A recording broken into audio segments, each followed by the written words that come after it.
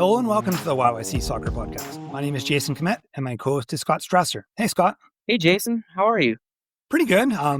We're recording this on Thursday evening. We both watched the Canada-Qatar match not that long ago. And before we hit the record button, we did the equivalent of a segment probably of the podcast talking about that match. It's pretty interesting, good in some ways and less good in other ways. Would we call it a match? Yeah. Like a training drill out there. But Yeah, obviously, bittersweet, a historic win for Canada's men's team, a remarkable result.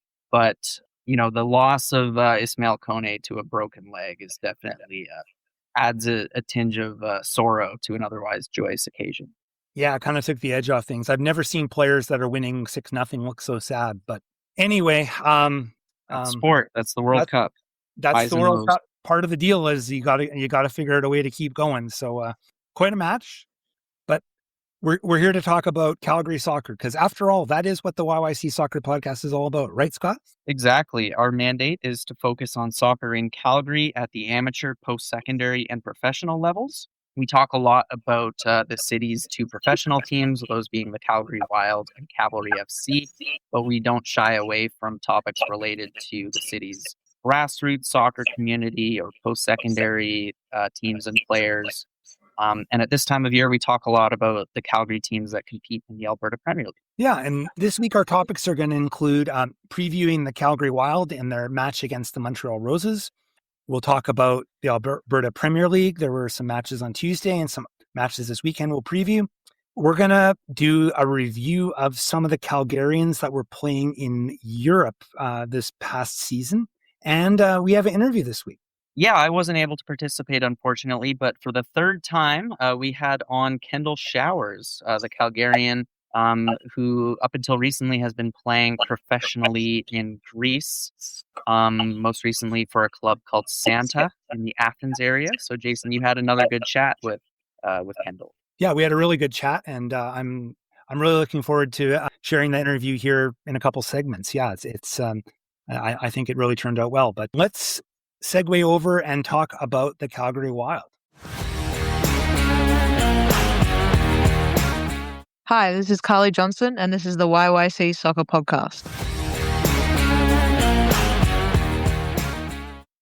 So the Wild will yet again be playing the Montreal Roses on Sunday. Kickoff is at noon. This is an away game, so the game will be played at Stade Boreal in the Montreal area. The game is on YouTube as well as CBC Gem, and this is a chance, Jason, for the Wild to try and get the upset as well as what would be their first win of the 2026 season. They're coming into this one with a 0-5-1 record. Yeah, and Montreal is had pretty good form this year. They're in second place. They're just 1 point behind league leader Ottawa, and they've got 14 points in 7 games, and the Wild have 1 point in 6 games. So the Wild have played Montreal twice, and I guess that is when they got their only point of the year.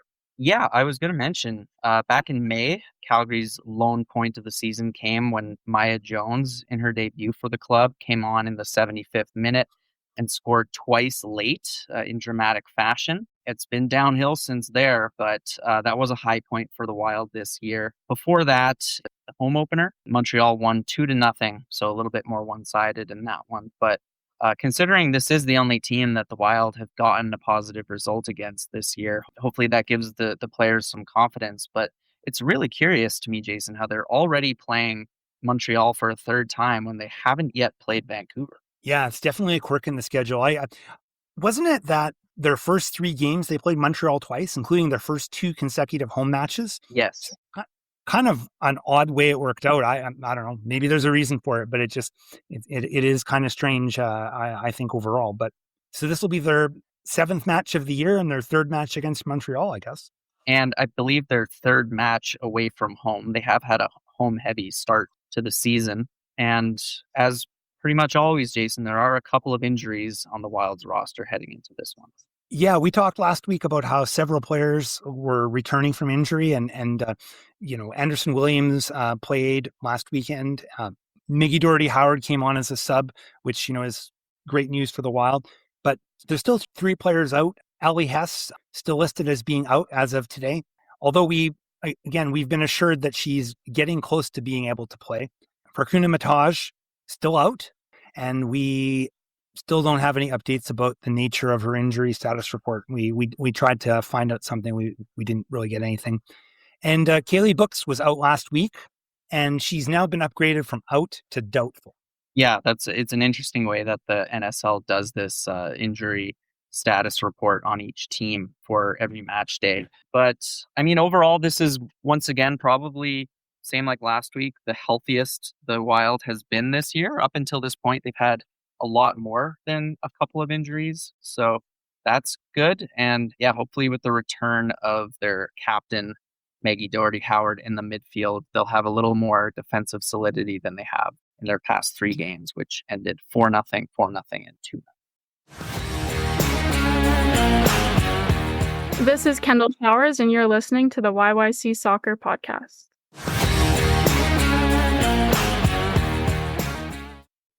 All right, let's talk about the Alberta Premier League. We've got some matches from Tuesday to talk about, and also some upcoming matches on the weekend. Yeah, on Tuesday, on the men's side, Callies took on Blizzard. This was a pretty easy night for Blizzard. They won 4-0 with goals coming from former podcast guest Mo El Gandor, as well as James Greco-Taylor, Willem Omarenye, and N.A., who we believe is Aiden Izadi. Yeah, I got that from the Blizzard Instagram page, so I think it's probably pretty reliable. But on the official score sheet, it says NA.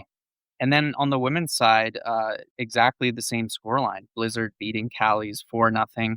McKenna Walker, Sarah Donick, Rachel Barlow, and Donica Polishi getting on the score sheet. Yeah, and with this goal, McKenna Walker takes sole possession of first place in the Golden Boot race with 5. Which is surprising considering I know her as a fullback primarily. Has she been playing higher up this season for Blizzard? I don't know. That's a good question. But, when you think about historically the last few years, who's been at the top of the scoring race, it's typically been a forward, a striker, but not right now, at least. Well, I remember, Jason, we had McKenna on the podcast last fall after she had scored a couple of goals for the Dinos. That's her university team, as is the case for most of this Blizzard roster. And I remember asking her about the goals and specifically her flip celebration, right? Talked about how she'd been waiting a long time to score so that she could do that celebration. I think it was a backflip. And I don't know. I'm wondering if she's gone to do 5 backflips in the APL this year. Yeah, no, that's a good question. But anyway, maybe she'll get another opportunity to add to her total this Friday. Blizzard will be taking on Rangers at Weber Field, 7:30 p.m. The men's game will be before that at 5:30. And that's not the only match happening this Friday night. And Jason, we noticed on the schedule that there's an unusual home venue for one of these doubleheaders. Yeah, so Calais is playing a home match against St. Albert, and the match is going to be in Langdon at the high school in their new field. Yeah, this is kind of cool. When I was working for the Rocky View Weekly, I actually wrote quite a number of articles about the lack of a high school in Langdon and how kids had to either drive or be bused to Chestermere High School and how that school was like over capacity and how Langdon really needed a high school. That's a community of about 6,000 people. And right after the time that I left that job, they built a high school. They got funding for it and they built it out in Langdon. It's called Horseshoe Crossing High, I believe. And I recall that they were planning to build a turf field there. So I believe that must have happened. And that's probably where this game is being played. Or these 2 games are being played, rather. They have. And I actually went on Google Maps and Google Maps is sufficiently updated that you can see the field. So yeah, interesting new venue. I guess see how it all works out. Why Langdon, Jason? Why? Like we were wondering why this particular hamlet was chosen for an APL game. Well, I reached out to to Callies to find out, and actually did get an answer. And the answer is probably a lot more straightforward than you would think. Basically, a representative from Callies said that field availability in Calgary has been really difficult. So they looked outside the city. They were looking for something that was available and something that was quality. And I guess it is a brand new turf pitch, so that's where it's at. I think it's just a function of availability and more than anything else. Interesting, because there are other turf fields that are a little bit closer to Calgary. If you think about Cochrane has two, and Airdrie now has one, but I don't know if maybe the football lines on those fields dissuaded them, or maybe they weren't available. I'm not sure if the Langdon field has lines or not. It does. It has football lines on it. It has football lines. Okay, we were like, aren't there some players from Langdon in the Alberta Premier League? And there are, but not on either of these two teams. The Lehmans sisters, who play for Villains, I believe, Chantel and Danielle, who also have been at the University of Saskatchewan. They're from Langdon. So that game, as mentioned, 5:30 kickoff for the women, and then 8 p.m. for the men. And then the other game happening Friday night is up in Edmonton, that being a doubleheader between BTB and Villains, with men kicking off at 5:30, women at 7:45. So it looks like Cavalry 2 and Calgary Wild U23s have a bye. Now, Jason, I think is a good time to slot in our interview. As mentioned, we chatted with Kendall Showers recently back in Calgary after her second season in the Women's Pro League out in Greece. And she is now playing in the Alberta Premier League. So a fitting segment to include this interview. Yeah, so she is playing with Foothills right now. She played with them last year as well in the summer, and we chat about that a bit in the interview. Another really good interview with Kendall, just somebody who's been a friend to the podcast for several years now. So it was nice to catch up with her again, and we'll run the interview now. I'd like to welcome Kendall Showers back to the podcast. We've had her on a couple times before, and thought it was time to get a bit of an update of what's the latest with her. Kendall has spent the last couple of years playing in Greece. Most recently, she played for Santa in the Greek First Division. I believe they're based just outside of Athens. Welcome back to the podcast, Kendall. Thanks, Jason. I'm happy to be back. Last time we did speak, you were in the middle of your first season in Greece with Crete, and since that point in time, you signed with Santa and played the year with them. You want to talk about your season and how it went, and just give us a bit of a recap? Yeah, definitely. So after my first 5 months in Greece, I came back home and I was deciding whether or not I would go back. I had a good experience, but obviously going halfway through the season, I wasn't getting as much playing time as I had hoped. So I was just trying to figure it out. And when Santa reached out to me, there were definitely some things on a checklist I had to make sure were checked before I would go back. One of them being the coach speaking English, and he did. So I made the decision to go back. And honestly, my experience overall was great. I had a starting position as a striker and, had some really great other international players with me to build the team. That being said, we were really young. And so that was a little bit of an adjustment for me, just a little bit of a lack of experience on the field, playing at the level. Great coaching, but to be honest, the beginning of our season was not very good. We struggled a little bit to score goals, and so our coach actually got fired halfway through the season. So that was a bit of a speed bump, I guess. And then second half got a lot better. We got a new coach who really wanted to, play a traditional 4-3-3 formation, and we were getting more opportunities on front. So yeah, overall, great experience. Really enjoyed the team and living in Athens. So. Well, that works out well. That was my next question was about what was it like the first year you were on the island in Crete, and this year you're in the Athens area. So how did that compare in general? Yeah, so I would say living on an island, you're obviously secluded. It's small, and the time that I was there wasn't quite busy because it wasn't touristy season. So I found it, just hard to find things to do and just really small. Also, just growing up in Calgary, it's a big city, so I wasn't quite used to the island life. I would also say the people there are definitely a little bit different.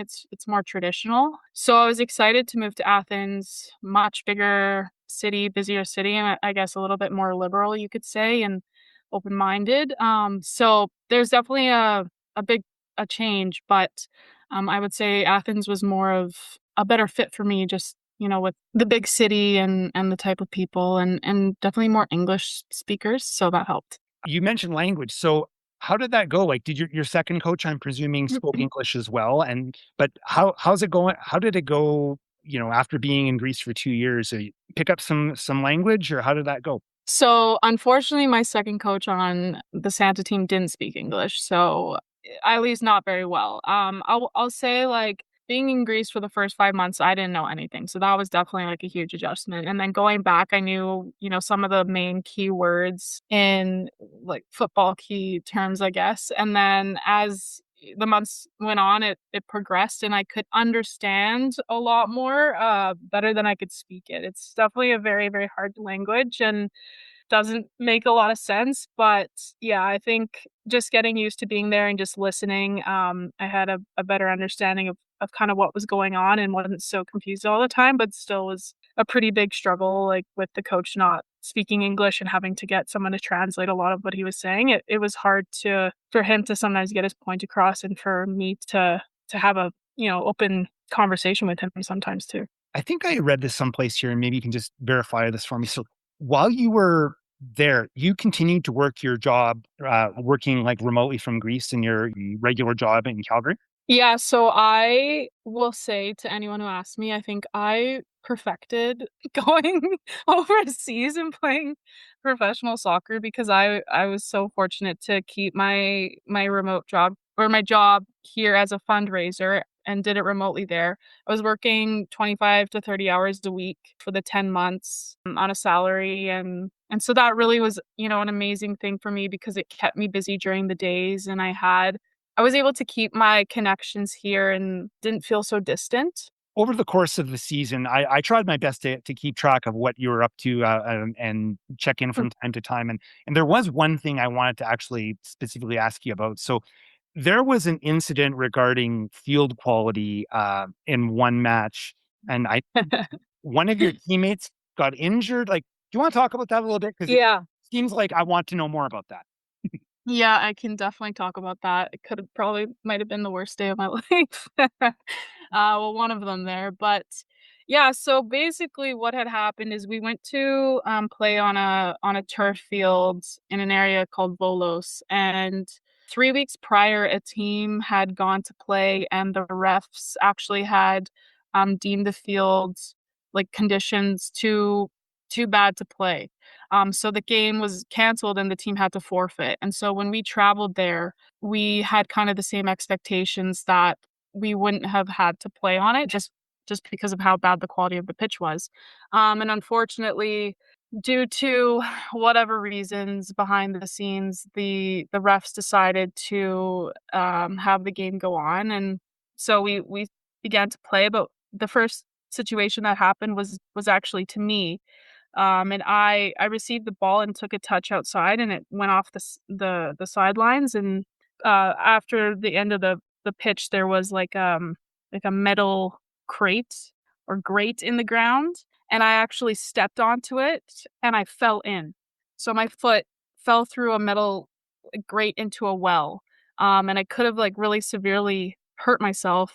Whether it was like my knee or my ankle or whatever. And luckily, I just kind of fell, and nothing really happened. But yeah, that was not good. And then unfortunately in the second half, we had a girl tear her ACL, tear her knee. And so there's a big reaction from our team, from the fans, and yeah, we really just need to make sure it was known, like, the quality of the field was just unplayable. And I don't think they played any more games there afterwards. So unfortunate that we had to be the ones to to have that happen, but yeah. Was that like a league match, or was that a cup match? That was a league match. Okay, so that like they're just a regular team in the league that was playing on that. Okay. I that part Exactly. I wasn't sure, because I thought maybe if it was some situation where it was some lower division team that was playing on some field or what. Okay. But anyway, okay, thanks for that background there. So last year when you came back in the summertime, you joined Foothills, and you've joined them again here this summer. So how's that been going? Like I think, when you originally started playing in League One, you were with Callies, and I don't know what your history is with Foothills, but what was the talk about your time with Foothills thus far? Sure. I mean, I had made the move to Foothills last summer just because I've actually worked quite closely with the coaches there, Louise and Tux and Colin. And so I just thought it'd be a good place for me to go after my success in League One the first year. And after my experience in Greece for those 5 months last year, I was really ready to come back and just continue to play and focus on training and improving. And then didn't really take a break, unfortunately, and then went right back into the swing of things in Athens starting in August, and then came back and just jumped right back into it again. And I'm gonna be honest, like I'm tired. So my body's tired, I'm mentally tired. And so I mean right now, like I'm also 7 years older than probably the next oldest person on the team, so there's a big age gap, and I made the commitment, hoping that my body would be okay and, I'd be excited, but, I would be lying if I said I wasn't really tired and might maybe slightly be regretting my decision to get right back into it. So that's kinda how it's going so far, and it's hard, like, it's a new team with a lot of new faces and a lot of young players again, and it's just so much adjustment coming from where I was, the playing style again, like, you have to go from quite a direct play in Greece to coming back to more possession-based, like Foothills wants to play, and I'm used to playing striker, and Tux has had me on the wing, and so, yeah, definitely just a lot of adjustment and me trying to just figure out my routine and that sort of thing. So You're with Foothills right now, but your contract with Santa has concluded. So, despite all of the challenges of playing abroad, are you still looking at potential opportunities for the fall? And yeah, I'm guessing that you probably can't talk about all of it, but can you give us a bit of an idea of what you're trying to do? What the plan is? yeah, sure. So being 100% transparent, like I went into this last season in Greece knowing that it probably would be my last overseas. I thought, I did it. uh, I was able to play at a level that I never saw myself playing in a couple years ago, and with all the success, like I just wanted to see what I could do, and I did it. And so just with my career and just life, I thought, okay, I'll go for 10 months, I'll complete a full season, I'll come home and I'll technically retire. So I don't have any plans on going back right now. A lot of people keep asking me that question, but I think what's best for me is probably staying in Calgary and settling down again and focusing on my career. Is there anything else, Kendall, that you would like to add? Anything else you want to say to our audience? It was a great experience overall. Like I feel like when I've talked to you on this podcast 3 times, once was me before I even knew what I was gonna do, then halfway through, and now at the end. And like I think it's just crazy to see how far I've come in 2 years basically. And I come back with a lot of like gratitude and perspective. Like I've coached young girls and I see them all playing, professionally basically now, like for the Wild. They're playing, they're going to university, and I just want, I mean, if there's any young girls listening, like to just understand and know like the pathway isn't linear. There's a different pathway for everyone, and it's never really going to be the same. And so just hold on to that, and if you really want it, you can do it. It just might not be what you originally planned. So just want to thank you guys also for the support, because I know that you've kept up with my journey, and I wouldn't be able to do what I've done without support from the soccer community in Calgary. So thanks. Okay, great. Thanks. By the way, Kendall wrote a post. I think she's put it on her LinkedIn and Instagram talking about her journey, and it's really well written. We'll make sure to link to it. But if anyone out there listening wants a bit more of a perspective from that point of view, I would urge them to check it out for sure. It's really well written. Thanks, Jason. Thanks again to Kendall Showers for coming on the podcast and joining the rare club of people who've been on 3 times. There are a handful of guests who've been on our podcast that many times. Jason, it's always great to hear from Kendall. She's one I've really enjoyed following her career out in Greece. I don't know if she'll be going back there as you guys talked about, but she did make that really great post on LinkedIn that was kind of like a player's tribute entry, kind of. We're going to make sure to post links to that in our social media so everyone gets a chance to read it. It's really well written.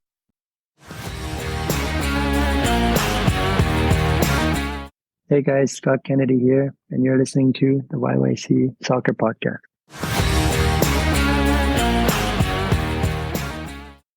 So because there aren't going to be quite as many matches, particularly on the Calgary side over the next few weeks, had a couple ideas on things we could talk about on the podcast that were Calgary soccer related that maybe weren't week to week specific. And one of the things that I had come up with a while back was, why don't we talk about the Calgarians who played in Europe last year and kind of do a review of how their seasons went. We occasionally do this, and sometimes we do it, player by player. Other times we do it in bunches. But what's cool about the 4 that we want to focus on tonight, Jason, is all 4 have been on the podcast. One of these players has actually been on twice. Yeah, they've all been on the podcast, which is kind of a fun fact. So let's start with Bim Peppel, who had a fantastic season in England's 3rd division, Football League One, playing with Plymouth Argyle. They ultimately finished in 8th place, and Bim Peppel had a key role in that, starting 23 matches, but playing in 35 altogether. Yeah, 16 goals, 2 assists. It's going to be really interesting to see if Plymouth Argyle decides to cash in and transfer him somewhere else right now. I think it's entirely possible that they might. I know there were rumors to that effect, I think, in the late winter, early spring. But yeah, what a great year for Pebble. I'm sure he's a bit disappointed that he never quite got to the point where he could crack the men's national team for the World Cup. But geez, he still had a really, really good season. Yeah, especially at I think it was the start of 2026, right? Like the first weeks of January into February, he was scoring every week. And he did earn his first call up to the men's national team not that long ago. Didn't see the pitch, but still a great experience to join Jesse Marsh's team for a couple of days. But yeah, as you mentioned, there was some rumors in the winter that his play could attract teams higher up the footballing pyramid in England, or potentially a big club in Scotland. Celtic, I think, was referenced in that Daily Mail article. But yeah, well done, Bim Peppel. It's great to see. Let's move a bit east and go to Poland and talk about Dominik Zator. He continued his career this season in the Polish First Division. He went and played for newly promoted Arka Gdynia, and he played somewhat regularly. Yeah, he started 14 matches and ultimately played in 19. Didn't score any goals, but Jason, I actually watched probably 3 of his team's games this season. For some reason, Fubo kept showing Arka Gdynia games. So many Saturday mornings, I'd be watching Zator play in front of a crowd of usually 10,000 plus, which is super cool. Poland's top flight, definitely a tough league to play in, and despite their great home support, Arka Gdynia weren't able to remain in the Ekstraklasa. So they're going back down to the 2nd division, and we assume that Dominik Zator will be going with them because he does have 1 more year left on his contract. Let's talk about Scott Kennedy next. He played in Belgium in their 2nd division for KAS Eupen, and they ended up in 7th place in the Belgian 2nd division this year. Yeah, and he played pretty regularly, starting 17 matches and nabbing another 10 appearances off the bench for 27 appearances in total, scoring 1 goal. But we're not sure if he is going to remain with Eupen heading into 2026, 2027, as it appears he might be out of contract. That's what Transfermarkt says, so that's what I'm basing that on. And then finally, we wanted to mention Bori Faleyi, who was playing in Albania's top flight with KF Tirana. So Tirana were at one point in the basement of Albania's top flight, Jason, but as you alluded here in our notes, they went on an insane run at the end of the season. They were able to salvage getting 6th place. They were unbeaten in their final 9 matches, and including in that, they won their 4 final matches. So they seemed absolutely destined for relegation, which, as we kind of know, that I'm not sure how that would have went over in Albania. They're a big time team with very rabid support, and I don't think they've ever played in the 2nd division. They did avoid relegation. So although in that wonderful run of form, it doesn't appear that Bori played that much. kudos to you for digging into this and revealing that he was on the bench for 5 of their last 9 matches. So he didn't appear to have the faith of the manager to play in these last games of the season. Overall, though, he did play 24 games for KF Tirana, but most of those were appearances in which he came off the bench. He did get 2 goals and 1 assist, including that goal in the big derby against Partizani. But yeah, overall, I imagine he would have wanted a little bit more offensive productivity with his new team. Hello, this is Sydney Wathuda, and you're listening to the YYC Soccer Podcast. Before we wrap things up for this episode, we did have a bit of coaching news that crossed our desk here this week, and we thought we'd mention it. Yeah, a new head coach has been named for the Ambrose University men's team that compete in the ACAC. The new head coach is Tiago Bastos. He's originally from Brazil, but he has been involved in various Canadian soccer organizations. He's spent time with the University of Lethbridge, University of Winnipeg. He's been involved with the Whitecaps and closer to home, Okotoks United and Mackenzie United. Yeah, I think his most recent role was with Mackenzie United, assistant technical director and boys director, was also leading the Vancouver Whitecaps Caps to College program. And he has a master's degree in high performance football from the MBP School of Coaches in Barcelona. Yeah, so we wish him all the best, and we will continue to follow along with what's going on in ACAC as their season gets going here in a couple months, I guess. Thank you for listening to the YYC Soccer Podcast. You can have this episode downloaded to your device as soon as it becomes available by subscribing on Apple Podcasts, Spotify, or any other platforms. Check our website out at yycsoccer.com, where you can look through our episode archive and find other ways to listen, including our YouTube channel. We also have links to buy my book, Here Come the Cavalry, which is all about the history of professional soccer in Calgary. You can leave a question or comment in the Contact Us section of our website. You can also interact with us on social media on X, Instagram, or Blue Sky, where our username is YYC Soccer 403. Thanks for listening.